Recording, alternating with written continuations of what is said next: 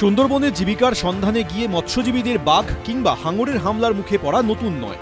হিংস্র প্রাণীর হামলায় প্রায়শই গুরুতর আহত হন বা প্রাণ হারান মৎস্যজীবীরা।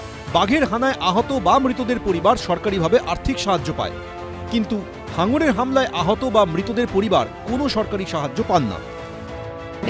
পেটের জ্বালায় নদীতে যেতাম, বাচ্চা কাচ্চা তখন ছোট ছিল, 26 বছর আগে। আচ্ছা, তখন আমার ওই ছেলে তখন 4 মাসের পেটে ছিল।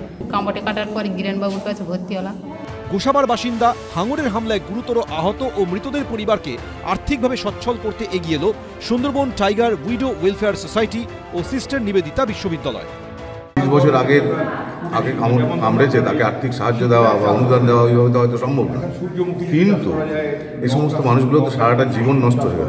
সরকার যদি একটু সাহায্যের হাত বাড়ায়, আমার সরকারের কাছে আবেদন যে ওনাদেরকে জীবন জীবিকা চালানোর জন্য সহায়ক কোনো সেলফ হেল্প গ্রুপের মতো কিছু এমন এক ব্যবস্থা করে দেওয়া, যাতে এই মানুষগুলোর জীবিকা অন্তত জীবনটাকে তারা কাটাতে পারে। এই সংঘাতটাকে কমানোর একমাত্র উপায় হচ্ছে যাতে লোককে প্রাণের অস্তিত্বের জন্য অথবা তার বিপন্নতার জন্য তাকে যেন জঙ্গলের মধ্যে অথবা জলে নেমে এই জন্তু জানোয়ারের হাত থেকে তারা যাতে ইনজিওর্ড না হন সেটা দেখা। তার একমাত্র উপায় হচ্ছে যে গ্রামের মধ্যেই যারা কোন বিকল্প আয়ের উৎস খুঁজে পান। ফরেস্ট ডিপার্টমেন্টের আশেপাশে যে সমস্ত গ্রামগুলি রয়েছে সেখানে আমরা প্রায় গত 20 বছর ধরে আমরা বিভিন্ন ধরনের স্বনিযুক্তি প্রকল্প আমরা চালু করেছি, গ্রামের মধ্যে থেকেই তারা যাতে রোজগার করতে পারেন, জঙ্গলে যেতে না হয়। 10, 20, 30 বছর আগে হাঙরের হামলায় গুরুতর জখম হয়েছিলেন এমন মৎস্যজীবীদের নিয়ে শুক্রবার গোসাবায় কর্মশালার আয়োজন করা হলো। আলোচনায় হাঙরের বিলুপ্ত হয়ে যাওয়ার প্রসঙ্গ উঠে আসে। শার্কসগুলো যারা এখানে হয়তো হাজার হাজার কোটি কোটি বছর ধরে ছিল, তাদের জীবনও যে ধ্বংস হয়ে গেছে, সেইটার উপর ফোকাস আনার জন্যই আজকে আমাদের চেষ্টা চলেছে যাতে আরও সাস্টেনেবল সলিউশন দেওয়া যায়।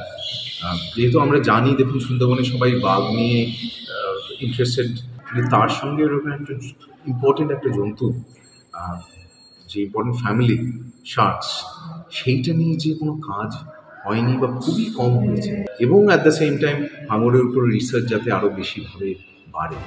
কর্মশালায় উপস্থিত ছিলেন সুন্দরবনের মাতলা 1 নম্বর রেঞ্জ অফিসার অভিক দাস সহ বন দফতরের আধিকারিকরাও। শান্তনু নস্কর, এবিপি আনন্দ, দক্ষিণ 24 পরগনা।